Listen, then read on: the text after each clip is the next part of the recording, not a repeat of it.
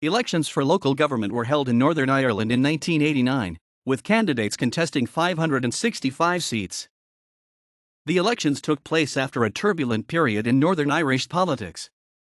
The signing of the Anglo-Irish Agreement, AIA, in November 1985 had been followed by widespread protests by those in the Unionist community.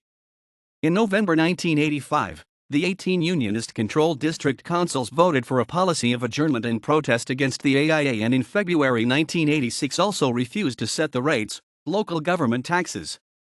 In September 1986, Unionist councillors considered but rejected the option of mass resignations but decided to continue to use council chambers as a forum to protest the agreement. One new development on the Unionist side was the entry into Northern Ireland politics of the Conservative Party, which was joined by 3 sitting Unionist councillors. On the Irish Republican side, the Irish Independence Party had disbanded following poor election results in 1985. Sinn Féin had split in 1986 over the issue of sitting in the Irish Parliament, Dáil Éireann, if elected. The dissenting faction had formed Republican Sinn Féin, RSF. 3 of the 59 councillors elected for Sinn Féin in 1985 joined this grouping.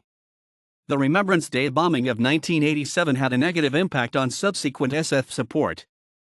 Irish republicanism was also affected by the passing of the Elected Authorities, Northern Ireland, Act 1989, which disqualified candidates who refused to sign a declaration renouncing any organization that is for the time being a proscribed organization specified in Schedule 2 to the Northern Ireland Emergency Provisions, Act 1978, or b. Acts of terrorism, that is to say, violence for political ends, connected with the affairs of Northern Ireland. RSF refused to sign the declaration, and thus their 23 candidates became ineligible.